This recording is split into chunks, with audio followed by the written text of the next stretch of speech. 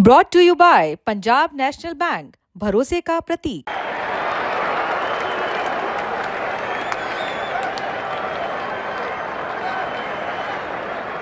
Champions trophy, Australia और भारत का match, और ऑस्ट्रेलिया को हार का सामना करना पड़ा। और उसके तुरंत बाद ऑस्ट्रेलियाई कप्तान स्टीव स्मिथ ने संन्यास का ऐलान कर दिया। वनडे क्रिकेट से संन्यास ले लिया है, टेस्ट मैच खेलते रहेंगे। क्या है इसके पीछे की कहानी, बताएंगे न्यूज़ रूम में हमारे 3 धुरंधर back to back. Sandeep ji सबसे पहले। Thank you Steve Smith, Shami के गेंद पे 73 रन पे क्लीन बोल्ड होने के लिए अहम मुकाबले में। थैंक यू स्टीव स्मिथ, क्योंकि क्या पता 100 मार देते तो शायद हम मैच नहीं जीत पाते, जिसकी कसक उन्हें भी रह गई। वो ये बात उन्होंने खुद भी कहा कि मैं फुल टॉस पे कैसे आउट हो गया। और मुझे पता लगता है ये ऑस्ट्रेलियन कल्चर का हिस्सा है बहुत ना। इस एनेक्डोट्स को मैं एडम गिलक्रिस्ट के रिटायरमेंट से जोड़ के देखना चाह रहा हूँ कि एडम गिलक्रिस्ट भारत के खिलाफ एक टेस्ट सीरीज में रिटायर हुए थे और सिर्फ उन्होंने कहा कि मैं उस समय अपने फैमिली में डिस्कस कर रहा था। बकौल एडम गिलक्रिस्ट ने बताया कि मैं अपने फैमिली में डिस्कस कर रहा था कि इस समर में यहाँ जाना है, वहाँ का टूर है, वेस्ट इंडीज जाना है, ये वो प्लानिंग कर रहा था। फिर अगले दिन जब मैच खेलने गया तो एक आसान से डॉली कैच मेरे से छूट गया और मैंने फिर मेरे स्लिप में मैथ्यू एडन खड़े थे तो मैंने उसको बोला कि आई एम डन मेट। तो बोला कि नहीं रे, तुमने इससे ज़्यादा घटिया आसान कैचेस ड्रॉप किए हैं, you will get over it. बोला नहीं यार, आई एम डन मेट। तो कल शायद वो मतलब मलाल रहा, क्योंकि एज ए इंडिविजुअल खिलाड़ी देखे तो आंकड़े मुरारी भाई बताएंगे, पर है कि उन्होंने वो अचीव कर लिया है वनडे फॉर्मेट में। आप क्या चाहते हैं कि आप एक आईसीसी टूर्नामेंट के विनर रहे हैं? वो 2 बार रहे हैं, 2015 के भी और 2023 के भी। 15 के सेमीफाइनल में तो हम लोगों को इसलिए याद है कि सेमीफाइनल मुकाबले में उन्होंने सेंचुरी मारी थी हमारे खिलाफ सिडनी में। तो और मतलब उसके बाद सेमीफाइनल मैच स्टीवन स्मिथ ने। सेमीफाइनल कहाँ सर? सेमीफाइनल नहीं, पहले बैटिंग की थी ना, 360 रन बनाए थे।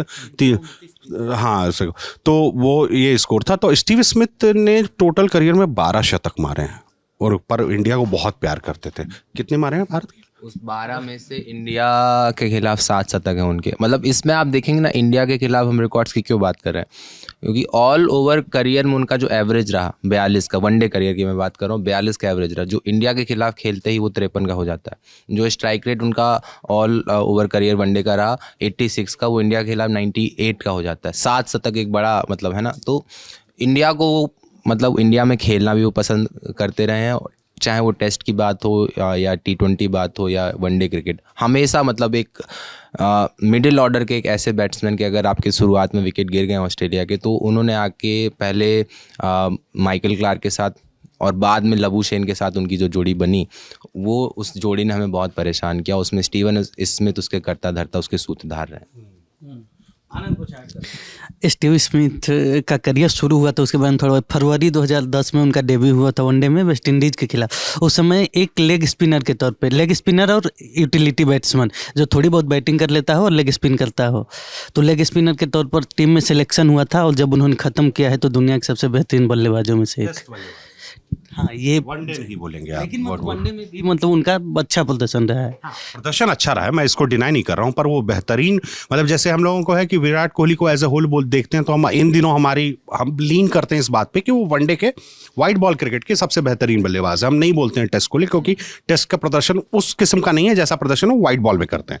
तो स्टीव स्मिथ के साथ भी है, जिस किस्म की बल्लेबाजी वो टेस्ट मैच में करते हैं वैसा प्रदर्शन उनको वाइट बॉल में नहीं देखने को मिलता है। ये बताइए सर, अभी इनको कप्तानी कैसे मिली? पैट कमिंस के पास से कप्तानी। पैट कमिंस निजी कारणों से, लगा पारिवारिक कारणों से नहीं आए। चैंपियंस ट्रॉफी से अपना नाम वापस ले लिया उन्होंने और काफ़ी लंबा सीजन था वहाँ, 5 मैचेस की टेस्ट सीरीज थी, कप्तान थे, तो थोड़ी सी थकावट भी रही होगी, इंजरी है। और उन सब की एक चीज़ जो ऑस्ट्रेलियन क्रिकेट टीम से एक बहुत क्लियर मैसेज आ रहा है, उनकी जो 3 मेन बॉलर तिकड़ी है फास्ट बॉलिंग की, जॉस हेजलवुड, मिचेल स्टार्क और पैट कमिंस, ये लोग अपने फिटनेस को लेकर काफ़ी बहुत ज़्यादा एग्रेसिवली काम कर रहे हैं, इसलिए क्योंकि उनके पास अभी 2 लंबा सीज़न मतलब एक लंबा सीज़न आने वाला है। पहले उन्हें WTC फाइनल खेलना है जून महीने में लंदन साउथ अफ्रीका से, तो वो एक बड़ा ट्रॉफी है। और ऑस्ट्रेलिया टेस्ट, आपको अगर देखना है कि टेस्ट मैच से प्यार कहाँ होता है तो 2 देश हैं, इंग्लैंड और ऑस्ट्रेलिया।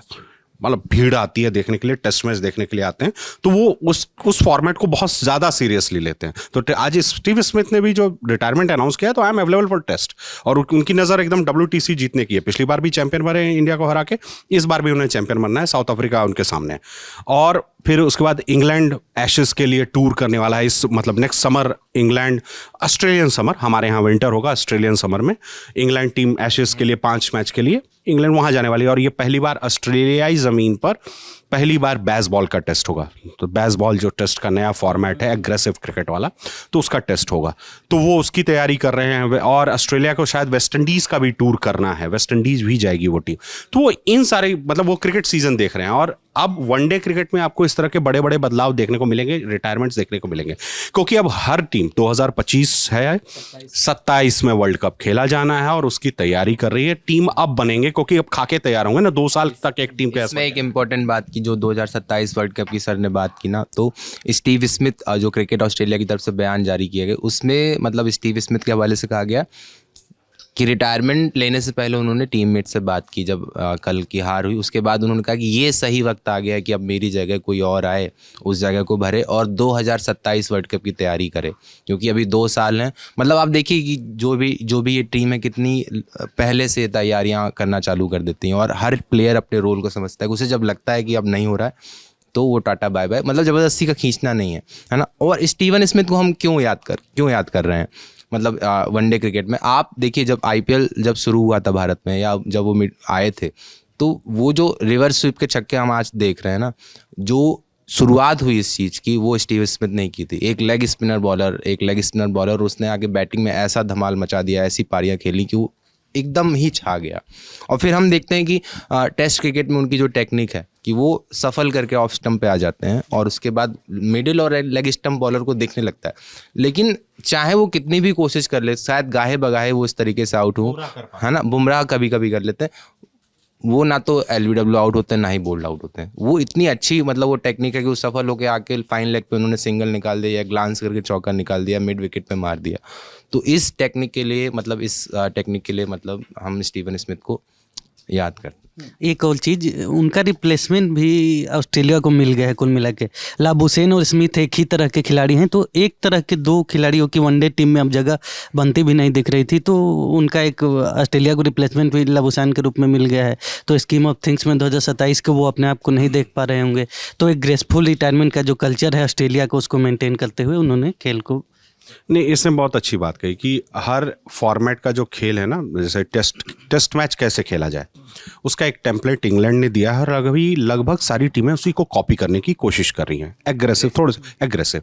वनडे फॉर्मेट कैसे खेला जाए उसका टेम्पलेट टीम इंडिया ने दिया है। ये आपको एक्सेप्ट करना पड़ा कि हर टीम अब टीम इंडिया को कॉपी करना चाहती है कि वनडे उसी अंदाज में खेला जाए, कि बीच में एक मिडिल ओवर में जैसे कोहली आ रहे हैं तो इनिंग बिल्ड करा, हाँ 11 से, तो उसके साथ श्रेयस अय्यर होगा क्योंकि वो एग्रेसिव खेलेगा, तो वो टेम्पलेट। और अगर स्टीव स्मिथ और लाबुशेन दोनों ही एक किस्म के सिंगल डबल वाले खिलाड़ी हैं, तो वो एग्रेशन नहीं दिखेगा। पारी का एक ऐसा पीरियड आएगा हर इनिंग में जिसमें दोनों खिलाड़ी सिंगल डबल पे फोकस कर रहे हैं, एग्रेशन नहीं दिखेगा। तो वो चीज़ ऑस्ट्रेलिया को कई मैचों में नुकसान कर रहा था। और वनडे फॉर्मेट में देखें, ऑस्ट्रेलिया भले 2023 वर्ल्ड कप की चैंपियनशिप जीती हो, पर उस टूर्नामेंट में क्या सबसे बेहतरीन क्रिकेट ऑस्ट्रेलिया ने खेला था? नहीं।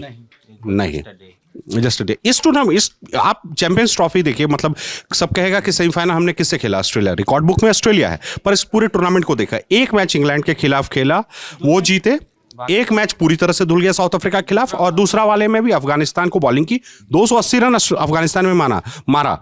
जवाब में इनकी शुरुआत काफी अच्छी रही थी, 100 रन के आसपास हो गए थे, पर बारिश आ गई, मैच धुल गया, मतलब रिजल्ट उसका भी नहीं आया।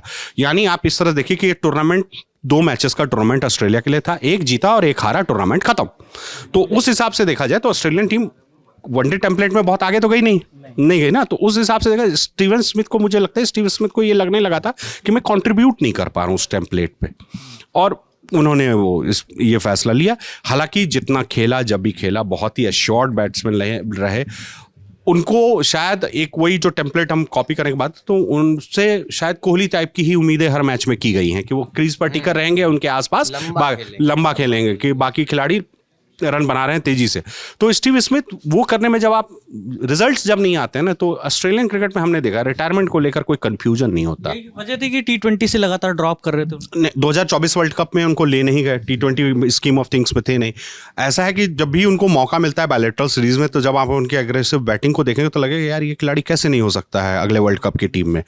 पर जो ऑस्ट्रेलियन मैनेजमेंट है, क्रिकेट ऑस्ट्रेलिया है, उन्हें लगता है कि शायद वो स्कीम ऑफ थिंग्स में फिट नहीं बैठते हैं, क्योंकि वो वैल्यू एडिशन बॉलिंग वाला अब नहीं करते हैं। स्टीव स्मिथ लेग स्पिनर के तौर पर टीम में आए थे, पर आखिरी बार वो, मुझे लगता है कि उन्होंने टेस्ट मैच में इंग्लैंड के खिलाफ ही मैंने उनको बॉलिंग करते, इंग्लैंड के खिलाफ मैंने उनको बॉलिंग करते देखा है। मतलब बहुत लंबा समय हो गया मैंने उनको बॉलिंग करते नहीं देखा, तो वो वैल्यू एडिशन नहीं है। ठीक है, तो ये चीज़ है। और दूसरा एक चीज़ और है कि स्टीव स्मिथ टेस्ट में बहुत बढ़िया बल्लेबाज कैसे हैं। वहां पर आपको 300 गेंद का प्रेशर नहीं है कि हम पूरी टीम को 300 गेंद खेलने के लिए मिलेंगे। स्टीव स्मिथ को मालूम है कि मैं 70 गेंद भी छोड़ता रहूं, अपने पैड पे आने दूं, रन ना बनाऊं, चौके ना मारूं, कोई फर्क नहीं पड़ता। मुझे मालूम है कि मैं कैचअप कर लूंगा। पर वनडे में कैचअप का मौका नहीं मिलता आपको, आपके पास 300 गेंद सीमित हैं। आपने अगर, इसीलिए स्टीव स्मिथ अब एज करते हुए नजर आते हैं। टेस्ट मैच में कभी ऑफ साइड में एज करते हुए नजर नहीं आएंगे, क्योंकि वो ड्राइव ही नहीं करते जब तक वो अश्योर्ड नहीं रहते कि हम ड्राइव कर लेंगे। तो वो फर्क इस गेम में है। और वो स्टीव स्मिथ का वो खेलने का टेम्परामेंट और वनडे में टेम्परामेंट, वो दोनों बहुत ज्यादा मैच नहीं करता है। वो जो होता है कि एक पर्पल पैच है तो वहां रन बना रहे हैं उस फॉर्मेट में, तो इस फॉर्मेट में भी बना लेंगे। तो उस पर्पल पैच में स्टीव स्मिथ बहुत ज्यादा रन जुटा चुके हैं, 5000 प्लस रन है, 50 के आसपास का एवरेज है, बेहतरीन खिलाड़ी हैं। पर ओवरऑल देखिएगा तो नहीं। हाँ, पर एक चीज़ है जो ऑस्ट्रेलिया बहुत ज़्यादा मिस करेगी स्टीव स्मिथ की, उनकी बल्लेबाजी। एक दूसरी जगह गेम का जो टैक्टिशियन होता है ना, जो टैक्टिक्स बनाता है, उस मामले में स्टीव स्मिथ पैट कमिंस से भी बहुत आगे हैं। आप मतलब कल का मैच देखो, हम 47वें 48वें ओवर में जीते हैं और 20 स्ट्रिंग बॉलिंग है, उनका बेस्ट बॉलिंग अटैक नहीं था। हमने नेथन एलिस के अलावा कोई नहीं एक्सपीरियंस उस बॉलिंग लाइन, एडम जेम्पा को छोड़ दें। और जेम्पा भी, मतलब आप अगर तुलना करेंगे ना, तो बहुत ज़्यादा मैच उन्होंने नहीं खेले। जब कहते हैं ना कि दिग्गज गेंदबाज हो गया, उनकी स्किल्स हैं इसलिए उनका नाम बहुत अच्छा प्रदर्शन करते हैं।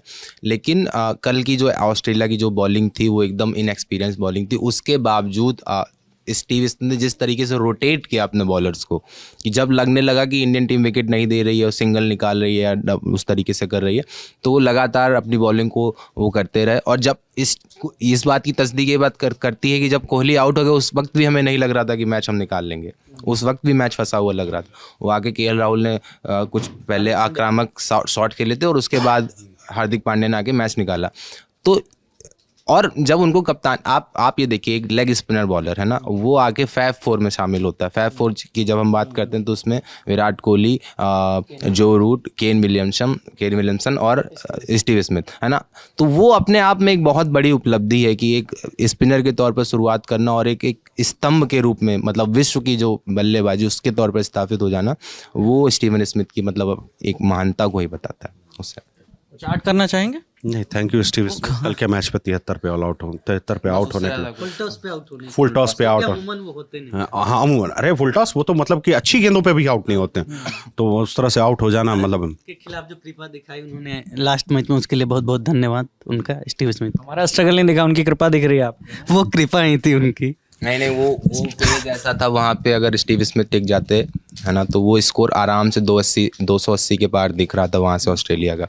वो जो 2 विकेट गिरे उसने हमको काफ़ी डैमेज कंट्रोल करके दे दिया और हम मैच अंततः जीतने में कामयाब रहे। तो वहाँ पे स्टीव स्मिथ का आउट होना बहुत ज़रूरी था। तो अब स्टीव स्मिथ के संन्यास के बाद ऑस्ट्रेलिया की टीम में उनकी जगह कौन भरता है, इस पर अब सबकी नज़रें टिकी रहेंगी। ललन टॉप पर स्पोर्ट्स की खबरें हमारे चैनल पर ललन टॉप स्पोर्ट्स पर लगातार आपको मिलती रहेंगी। मेरा नाम विकास वर्मा है, कैमरे के पीछे मेरे साथी विजय हैं। देखते रहिए दी ललन टॉप। शुक्रिया।